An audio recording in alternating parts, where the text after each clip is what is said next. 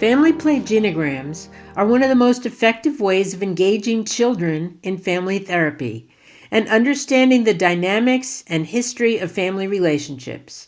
Whenever we're assessing a family, especially one with pre-adolescent children, we always include a family play genogram. But this video will demonstrate the particular value of using family play genograms with an adolescent. Play genograms put children at an advantage because they require adults to move to the child's level of play, rather than forcing the child to behave in the constricted ways adults generally operate, where they have to sit still and participate in grown-up conversation.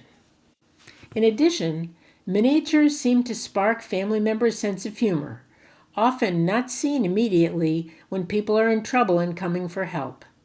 There's something in the metaphors of tiny play items that seems to free family members, both adults and children, to convey more about their family members at an emotional level than answering questions such as, "What was your father like?"